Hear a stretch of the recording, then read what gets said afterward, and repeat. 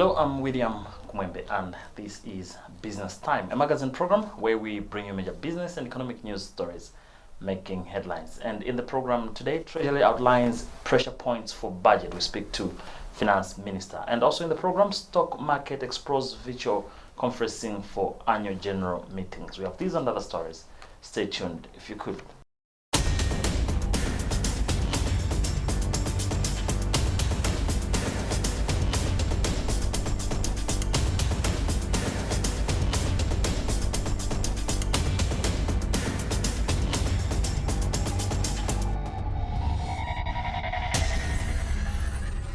Hello and welcome. In our main story in the program, Minister of Finance and Economic Planning, Joseph Mwanamveka, has said implementation of the 2020-2021 national budget will be a tall order owing to effects of COVID-19. He says there are several risks facing the financial plan.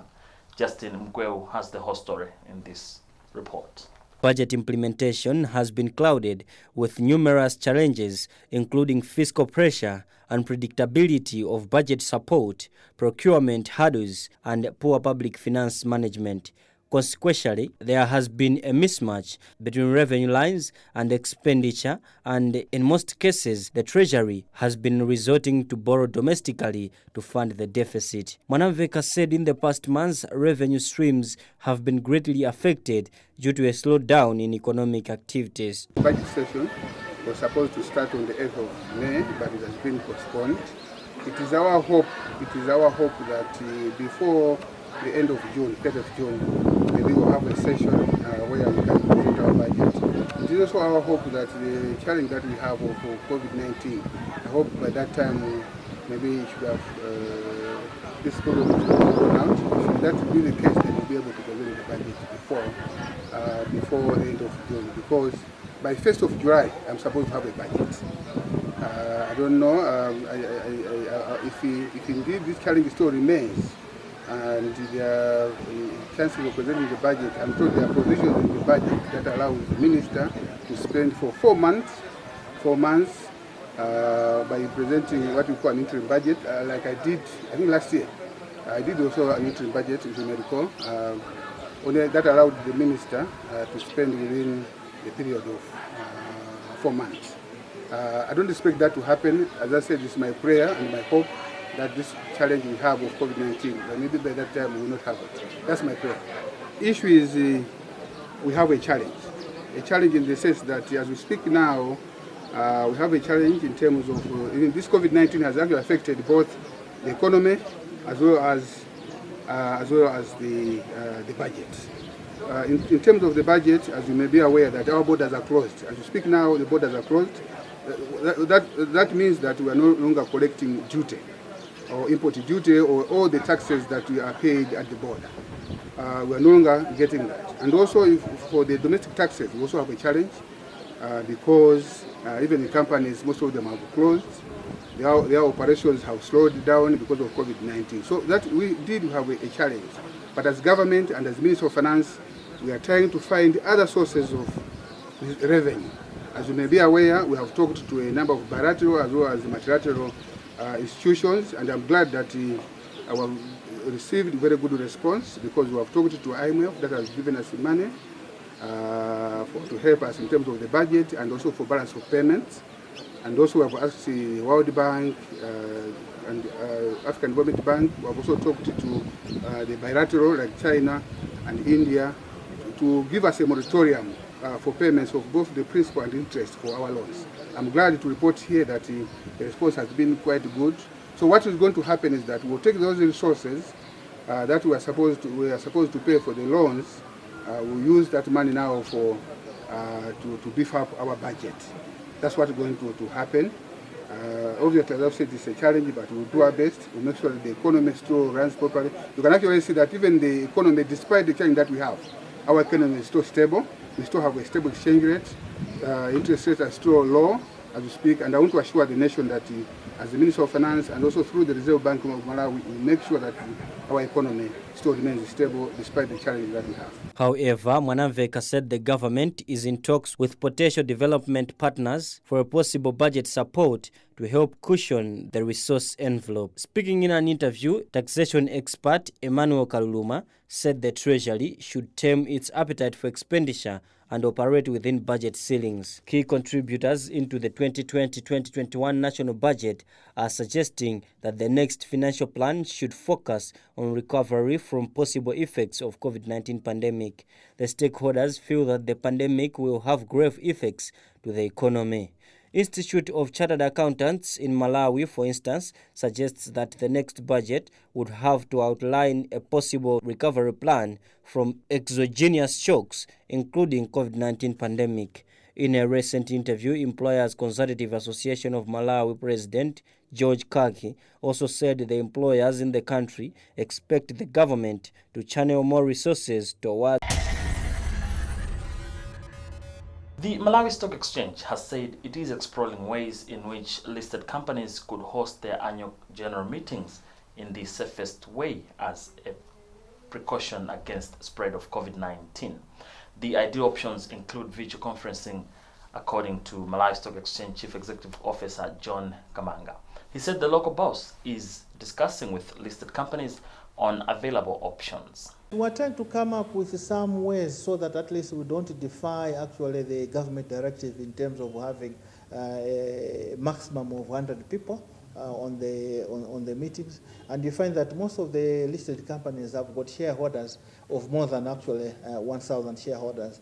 Though in some of the AGMs, maybe you may have 200 or 300 shareholders.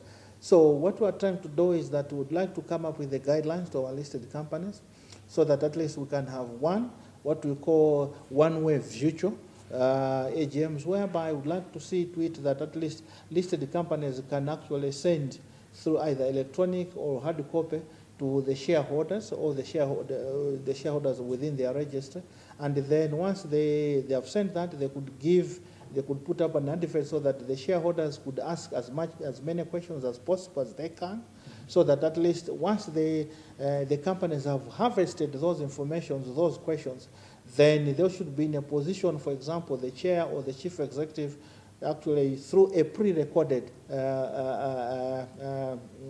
upload, either through the phones, WhatsApp, through the website, as well as through the TV, so that at least they can respond to those questions. Mm-hmm. And what we are saying that even as they send those annual accounts, they should also attach to it what we call a proxy form, whereby through a proxy form they could actually mark in terms of the resolutions which they would like to vote against or to vote for, so that at least after they have harvested, they will know which shareholders have voted for a particular resolution and which shareholders have voted against. And then they could come up with an aggregate which they could share through that one-way, what we call virtual press conference or virtual AGM, which we believe that would respond. Because what would happen is that in our case, the Malawi Stock Exchange, maybe because the holding of the AGM, it has got actually the statutory implications across the country, because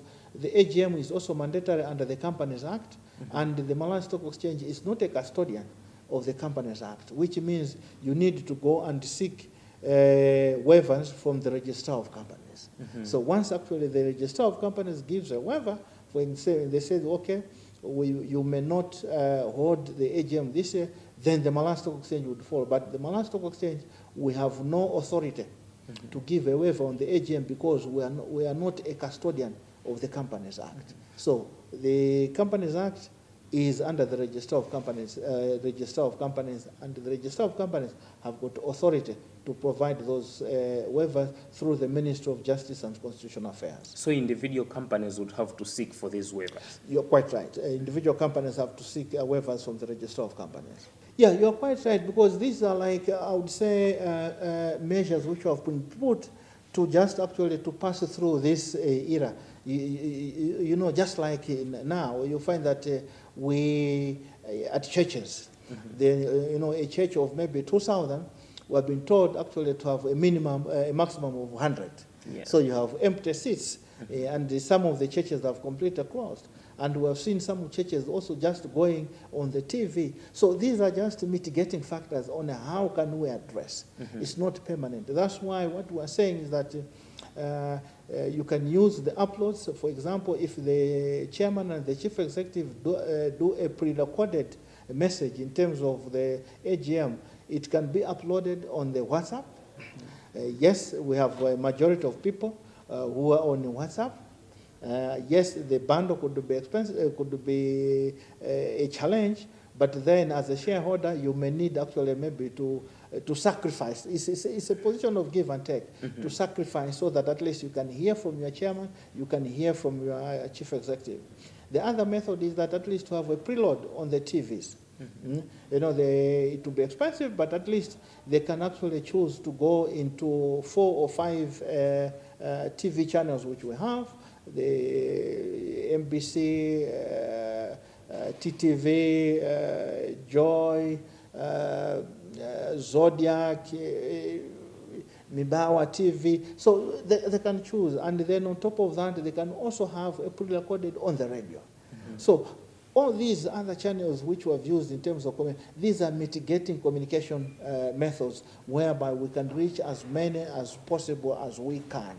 But it's not permanent. But what we're saying is, how can we reach without defying the government directive of a maximum of 100 people?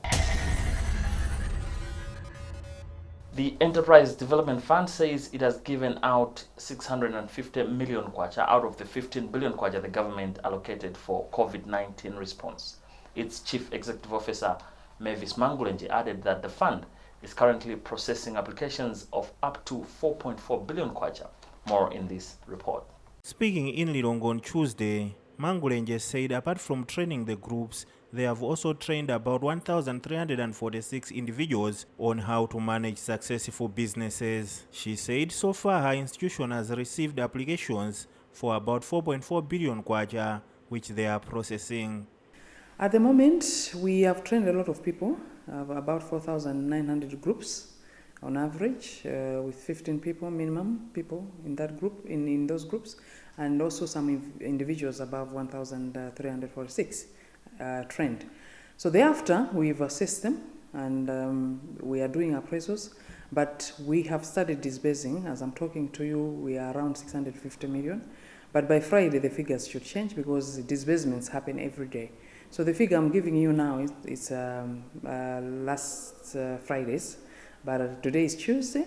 We will have another figure, tomorrow we'll have another figure like that, because it's an ongoing process. And the fact that we have trained a lot of people, it means in our system as of now we have a lot of applications. As I'm talking to you, applications are standing around 4.4 billion that are already in our system under scrutiny. Mangulenje also brushed aside the reports that officials from MEDEF were going around collecting national IDs from villagers, saying her institution does not collect national IDs from anybody. The use of national IDs is mandatory to start with. It's under Financial Crimes Act of 2017, and it's an act of parliament. And above that, there are directives from Reserve Bank of Malawi addressing the same matter, that we have to use national IDs. And the use of national IDs is not applicable to MEDEF only, but all service providers, that is banks, the likes of MEDEF, which is under microfinance institutions. There are so many microfinance institutions in Malawi, and it's mandatory to use national IDs. Failure to provide national IDs, it means we don't know the customer, whether it's a Malawian or not. But at the same time, because it's a law, we have to comply 100%. If one can't provide a national ID, it means they cannot access the loans. It's as simple as that. So there's a lot of misinformation, but it's not MEDEF. It's just our operations, and whatever is happening out there, the way it's done, it's not our officers, because we do not collect the national IDs. We only want information on the national ID by way of a copy, or usually our officers have Android phones or tablets. They just take pictures, and it's part of the Know Your Customer process, and it's mandatory. MEDEF is very much aware of what is going on out there because we get this information and sometimes through police. And I'm aware several police stations have even arrested such people masquerading as MEDEF officials. Our members of staff usually have proper IDs representing MEDEF. They are usually on motorbikes and or our vehicles which are branded. But all we are saying is whatever is happening out there, it's not MEDEF stuff. And at the same time, there are also some crooks that are busy going about in the villages in the name of MEDEF, and most of those have been caught. What we've done so far is awareness and sensitization. So we've put a lot of adverts, especially in the community radios, because these things are not happening in the cities, but in the rural setups. That's where you see these things happening. So we have really invested in the media in terms of information and to clarify and to tell them what to do and not, what to do or what not to do regarding national IDs. But we have also clarified our process in terms of why we need the national ID, though we do not collect the physical national ID the way it's happening out there. So it's not MEDEF, we are professionals, and we are heavily regulated by the Reserve Bank of Malawi because we are licensed. Recently, MEDEF told the Budget and Finance Committee of Parliament that we will not be able to collect 8.9 billion kwacha worth of loans issued by the Malawi Rural Enterprise Development Fund, MADEF. Mangulenje said the funds went into the hands of ghost borrowers because of a collapse of systems and processes. The figures we mentioned were cumulative. Of course, a big chunk, it's 8.9 billion, a big chunk of 8.9 billion, 6 point something billion, it's under Philip, which was disbursed in 2013 and 2014. That's where it was marred with fraud and ghost clients. But the bottom line, it was a collapse of system and processes, because if you don't have systems and processes in place, it means anything can go haywire, and you have such scenarios. So it's been difficult really to trace most of those customers under those figures that we mentioned. And we can't lie because those things are even in our external audit reports, internal audit reports. Those matters were raised over a period of time. But these happened under Malawi Rural Development Fund, not MEDEF. So moving forward as MEDEF, what are you making? How are you making sure that such a situation doesn't come again?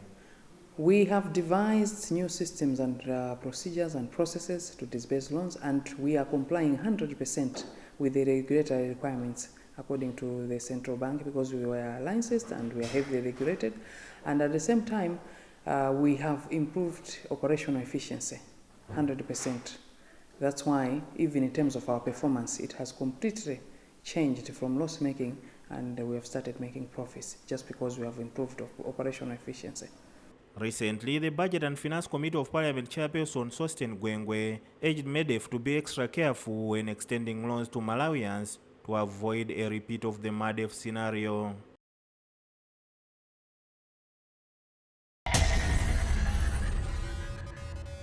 Remember, this is Business Time. It is a magazine program where we bring you major business and economic news stories making headlines. And my name is William Kumwembe. We'll be right back.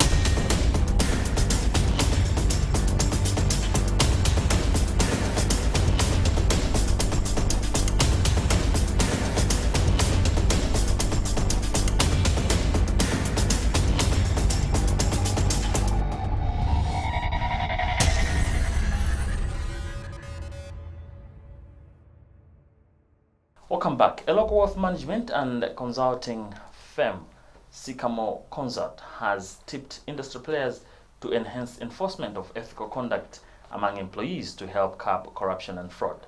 This came out recently during an online conference the firm hosted under the theme Unraveling and Unshaken in the Midst of Ethical Decay. Mwawi Makwakwa is the company's business and development manager, and he explains in this interview. This conference is about online. It's an online ethics training, and as you know, in the first place, due to COVID-19, there's an issue of all the conferences. The government has stopped all the conferences so that we should no longer do physical conferences. But we as Sycamore, looking at the need for people to still attend conferences because of so many issues that are still happening in various companies, like issues of ethics, serious issues that we can't ignore. So we still thought of coming up with this conference, and we thought of being innovative, being the first in Malawi actually to do an online conference. And this is called Online Ethics Conference, and the theme about this conference is unwavering and unshaken in the midst of ethical decay. So we're targeting corporates, and a number of companies have really patronized this particular online conference, and they've really appreciated it. It's a sign that companies are also seeing the importance of this particular conference. Some of the companies that are participating include Audit Consult, Airtel Malawi, SFFRM, Egenco, there's Press Corporation, there's Alliance Capital, and there's also EDF, Export Development Fund. There are so many ethical issues, like I've said, that are happening in most of these companies. You find out that people, issues of fraud, issues of corruption, the lots and lots of those issues in both public sectors and private sector. So we need to understand, where are these rooting from? Sometimes it goes all the way from your background. Sometimes it's how the systems are within these companies, the kind of loopholes. But over and above all, we're looking at the organization culture itself. How are people behaving within a particular organization, and how are people dwelling within a particular organization? So it's very important how people are interacting within that particular organization. So these ethical issues are really serious issues that even some companies can find themselves going down, right? For most especially during this time where we're having a challenge, it's a challenge like worldwide. COVID-19 has affected so many businesses worldwide, so many companies have been affected, so many people have been affected. So for most companies, you would see that the first thing even to cut down is training budget. But looking at all these companies, we're talking about 10 companies. It means companies are even seeing the importance of engaging their employees to participate in this particular conference. And if you are to see the people that are coming from these companies are topmost people from these companies, people in senior management positions, meaning to say organizations are seeing the importance of people going for these trainings, rather than, most of the people are working from home now, so rather than maybe people just staying or just maybe working from home, in quotes, organizations are seeing the importance of these people attending such trainings, where they interact with others, where they learn how people have dealt with different ethical issues, because it's also learning from the experts, and also interacting with other fellow people from different corporations. Well, with that story, we've also come to the end of today's edition of the program Business Time, a magazine program where we bring you major business and economic news stories making headlines in the country. On behalf of the entire production team, my name is William Kumwembe. Thank you for watching, but always remember, if it doesn't make money, then it doesn't make sense. Goodbye for now.